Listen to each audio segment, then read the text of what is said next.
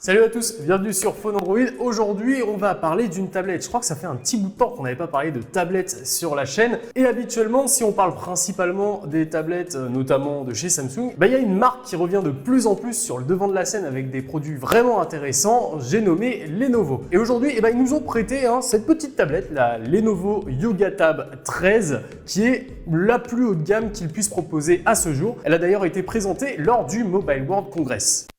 Alors, avant de s'attaquer directement à la bête, vous le savez, j'aime bien faire un petit tour directement des tout petits accessoires qui sont fournis à droite à gauche avec. Et donc, à part la tablette, vous retrouverez plusieurs petits accessoires, comme notamment ce micro HDMI vers HDMI, et il va avoir tout son intérêt, vous allez voir pourquoi. Un chargeur, un adaptateur secteur de 30 watts en USB-C vers secteur évidemment, le câble USB-C qui va aller avec, et dernier accessoire, un accessoire qui fait toujours plaisir, un adaptateur USB-C vers mini jack. Comme ça, si vous avez un casque qui fonctionne encore en jack, vous pouvez le brancher sans problème.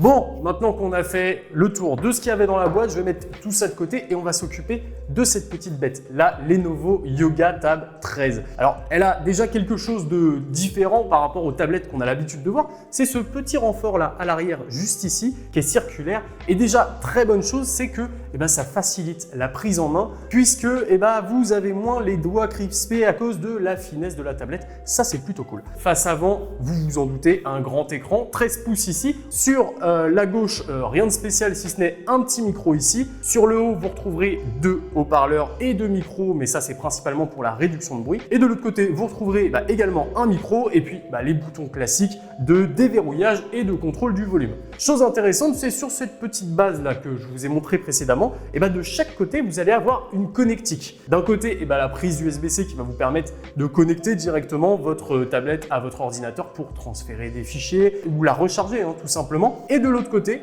juste ici, vous avez une prise micro HDMI. Encore une fois, je ne vais pas dévoiler tous les secrets de cette tablette maintenant, je vous laisse patienter encore un peu. On va passer maintenant à l'arrière puisqu'il y a aussi pas mal de choses intéressantes à noter sur l'arrière de la tablette. Alors, comme vous le voyez, c'est quelque chose qu'on n'a pas l'habitude de voir. On a du plastique ici et du tissu ici. Alors, pas n'importe quel tissu puisqu'on est ici sur de l'Alcantara. Un tissu donc premium et ça sent au toucher, c'est vraiment agréable. Il faudra peut-être faire attention de ne pas le tâcher si vous mangez des chips en regardant votre film sur Netflix. Ça peut être un peu embêtant. Bon, et dernière chose intéressante au niveau du design, ça se trouve à l'arrière, c'est juste ici, ce petit truc là. Qu'est-ce que c'est? C'est un kickstand qui vous permettra d'orienter l'angle de votre tablette par rapport à votre table comme bon vous semble. Alors, vous pouvez très bien la poser comme ça et sortir une manette et jouer avec un bel écran de 13 pouces devant vous. Ou alors, vous pouvez l'angler un peu plus pour avoir plus une position clavier si vous voulez taper vos mails et puis pas vous casser le cou à regarder au-dessus de la table.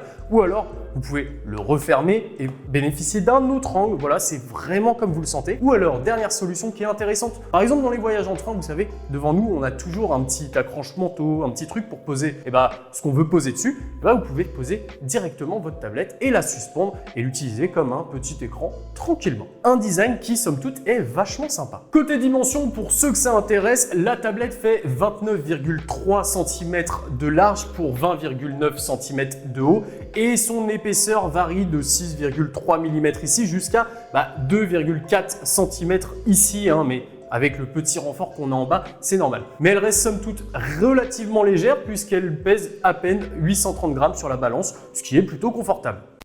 Bon, maintenant qu'on a fait le tour du design, on a bien vu un peu comment ça se passait sur la face avant, sur la face arrière, sur les côtés, tout ça, c'est cool. Mais nous, ce qui nous intéresse, c'est quand même déjà de connaître un peu ses performances de façon générale. Et on va commencer par l'écran. Alors ici, on est sur un écran LCD LTPS de 13 pouces, comme le nom de la tablette l'indique. Il proposera une résolution de 2160 par 1350 et il faut avouer qu'il est vraiment cool à regarder. Par contre, il y a quelques petits défauts, on ne peut pas passer outre. Évidemment, là, on se retrouve avec une dalle qui ne sera limitée en rafraîchissement qu'à 60 Hz. Ça aurait été cool d'avoir un peu plus, notamment pour l'orientation jeux vidéo de la tablette, comme vous allez voir un peu plus tard. Mais également, on n'a que 400 nits en termes de luminosité proposée par cet écran. Et très vite, par exemple, en plein soleil, ça peut avoir tendance à manquer un petit peu. Mais au-delà de ça, l'écran reste très agréable à utiliser, notamment via sa résolution 2K. En plus, s'il vous plaît, il est certifié Dolby Vision et Netflix HD. Donc pour le visionnage de contenu, vous allez vous faire vachement plaisir. Et à l'utilisation, tout ça se vérifie, comme je vous l'ai dit, la dalle 2K, ça offre vraiment des détails ultra précis, ultra net, c'est vraiment agréable. La profondeur des noirs, le contraste, tout ça, malgré la technologie LCD intégrée, est vraiment cool. Il n'y a pas de blooming, il n'y a pas de tout ça. On a vraiment des noirs profonds, des noirs qui sont agréables à regarder et une expérience de visionnage, franchement, qui claque. Et c'est là qu'on va rentrer dans un détail très intéressant puisqu'on parle de la partie écran. C'est que cette tablette, via son entrée micro HDMI, peut se transformer tout simplement comme un écran secondaire pour votre ordinateur portable par exemple. Et là, il vous suffit tout simplement, c'est très simple, vous branchez le micro HDMI ici, vous le branchez sur votre ordinateur, c'est réglé, votre tablette détecte directement qu'elle est branchée à une source et qu'elle doit se comporter comme un écran. Et en plus, vous gardez la technologie tactile, donc vous pouvez vous mettre d'un côté une application de travail ou une application de visionnage de vidéos, de musique, ce que vous voulez, et de l'autre côté sur votre ordinateur principal, quelque chose pour travailler, que ce soit Word, Excel ou n'importe quel logiciel que vous avez l'habitude d'utiliser au quotidien. Je trouve que cette idée d'intégrer un micro HDMI est vraiment cool. Et c'est d'ailleurs la seule tablette du marché qui propose ça, donc ça, c'est un bon point.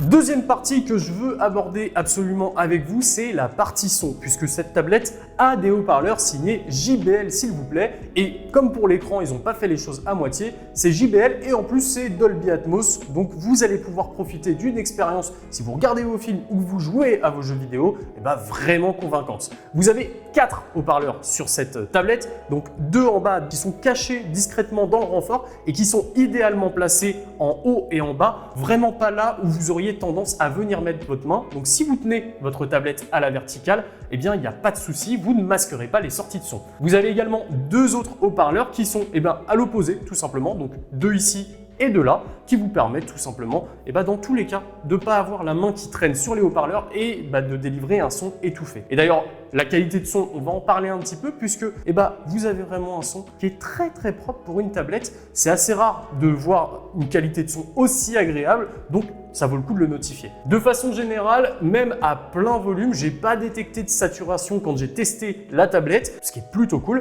Il y a des basses, il y a peut-être un tout petit peu de haut médium qui manquerait, mais c'est vraiment pas dérangeant de façon générale. En plus, ce qui est cool, c'est que Lenovo a pensé à tout. Si vous voulez bénéficier d'une meilleure qualité de son encore, vous avez soit l'adaptateur USB-C vers mini jack que vous pouvez brancher, soit évidemment, vous pouvez passer par le Bluetooth 5.2 qui est intégré dans la bête. Si vous voulez regarder votre film dans le train, vous dérangez pas vos voisins et vous pouvez profiter de votre film préféré. Moi personnellement, c'est la saga Star Wars. Et puisqu'on parle de son, on va parler de prise de son. La Yoga 13 de Lenovo est équipée de 3 micros. La réduction de bruit ambiant fonctionne plutôt bien, ce qui vous permet de faire bénéficier à vos interlocuteurs d'une bonne qualité audio lorsque vous serez en conversation vocale par exemple. Bon, en conversation vocale, c'est cool, mais vous pouvez faire aussi de la conversation vidéo et c'est le moment parfait pour introduire évidemment la petite caméra selfie. Une seule caméra sur cette tablette, une caméra selfie de 8 millions de pixels qui, somme toute, fonctionne plutôt bien pour l'utilisation qu'on va en avoir, à savoir de la visioconférence. Alors, vous avez du détourage logiciel qui fonctionne plus ou moins. Dans des bonnes conditions de lumière, vous allez avoir un bon détourage, mais sinon, c'est pas forcément l'utilité principale de cette tablette. Et vous l'avez vu quand on a fait le tour du design, Lenovo a décidé de ne pas mettre de caméra à l'arrière de la tablette. C'est un choix totalement assumé et puis de toute façon, très rares sont les gens qui prennent des photos comme ça avec la tablette. C'est quand même assez encombrant et puis nos smartphones font déjà pas mal le travail, donc on lui en tiendra pas forcément rigueur.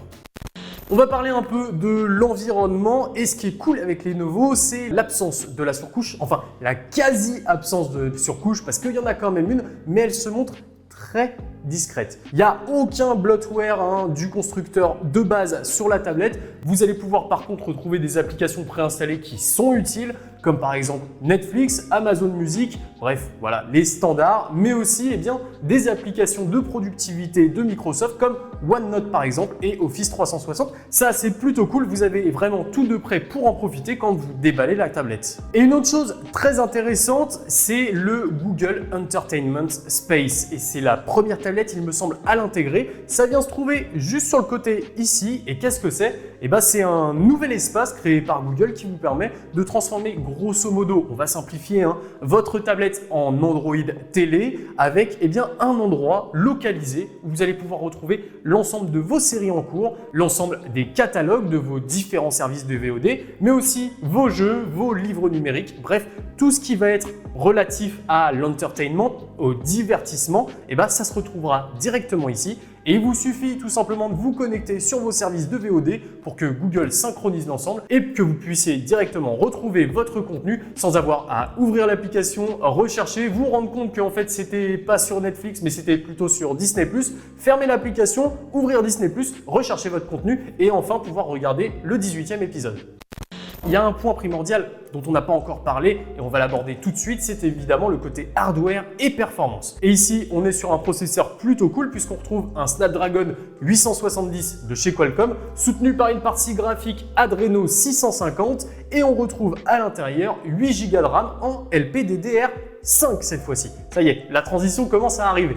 Côté stockage, le site de Lenovo annonce jusqu'à 256 Go, mais attention, puisqu'en France, on aura le droit seulement à une version 128, celle que j'ai ici entre les mains. Petit point qui me dérange un peu, c'est malheureusement l'absence d'un slot de carte micro SD qui aurait permis d'étendre ce stockage jusqu'à 256 Go. C'est vrai que 128 Go, ça peut se remplir assez vite. Et l'ensemble du hardware proposé par Lenovo ici fonctionne plutôt très bien, parce que par exemple, sur Geekbench 5, j'ai réussi à atteindre des scores plus performants que ceux par exemple d'une Galaxy Tab S7 Plus ou encore d'un S21 Ultra s'il vous plaît. Ça montre le potentiel de cette tablette et ça se vérifie également à l'utilisation parce qu'on ne fait jamais face à des problèmes de fluidité et chose assez rare pour le notifier et pour vous montrer un peu les performances de l'appareil, j'ai réussi à faire tourner Genshin Impact au maximum des performances sans aucun problème et sans problème de fluidité et ça, faut vraiment l'avouer, c'est plutôt cool.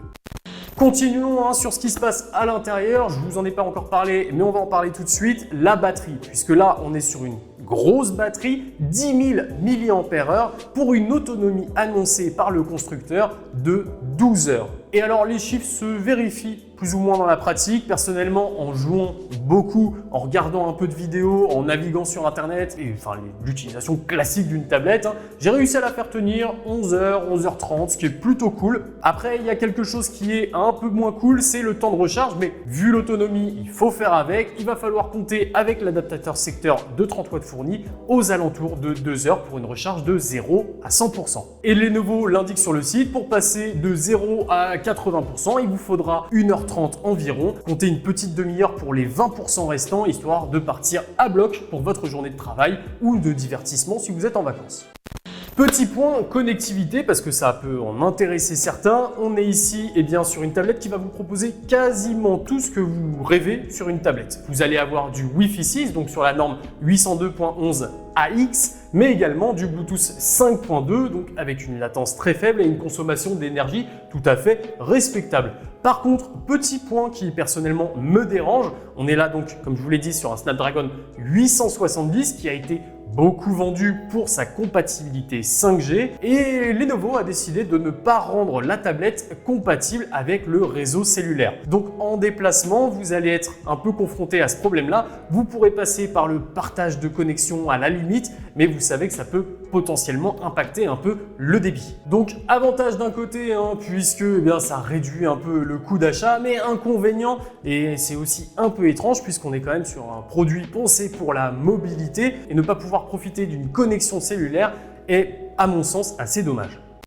Bon, vous l'avez vu, une tablette plutôt intéressante, même s'il a des points forts, des points faibles. Et la Lenovo Yoga Tab 13 est proposée à 799 €. Mais je crois qu'actuellement, alors au moment où sort cette vidéo, dépêchez-vous d'ailleurs si elle vous intéresse, il y a une offre de remboursement directement sur le site de Lenovo qui vous permet d'économiser une petite cinquantaine d'euros. Elle sera disponible, comme je vous l'ai dit, en une seule version, 128 Go de stockage, 8 Go de mémoire vive, pas de version 256 en France, et en un seul coloris, celui-ci, le Shadow Black, donc noir classique. Voilà, pour conclure, la Yoga Tab 13 est une tablette très intéressante en de nombreux points. Alors déjà, son bel écran Dolby Vision, son son Dolby Atmos, mais aussi la capacité de pouvoir se brancher comme écran secondaire tactile qui, par exemple, si vous êtes graphiste, vous permet très rapidement de pouvoir retoucher votre photo en tactile avec le stylet, par exemple, que vous devez acheter par contre séparément. On notera également ses performances qui sont aussi très puissante, Snapdragon 870 et 8 Go de RAM, et vous l'avez vu sur les benches, eh bien elle est plus performante qu'une Galaxy Tab S7 Plus, qui par contre du côté de Samsung bénéficiera d'un écran 120 Hz plus performant donc. Bref, en gros, une tablette que je vous invite vraiment à choisir si vous êtes une personne qui a tendance à être régulièrement en mobilité, qui a besoin d'un écran secondaire léger et polyvalent puisque c'est un 2 en 1, ou que vous passez beaucoup de temps dans le train et que vous aimez regarder votre contenu. Voilà pour cette vidéo de la Yoga Tab 13 de chez Lenovo. J'espère que ce petit test vous aura plu. Évidemment, je vous invite à aller voir le test qu'on vous met directement en description, le test écrit, où vous allez avoir tous les résultats des benches, toutes les photos qu'on a pu prendre avec la tablette et compagnie, ce qui vous permettra de la connaître dans les moindres détails. Si la vidéo vous a plu, évidemment, pensez au petit like, à l'abonnement et à la cloche qui vous permettra de ne pas louper les prochains tests qu'on va vous proposer. Et vous le savez, il y a des trucs très intéressants qui arrivent. C'était Nacrium pour Phone Android. Salut!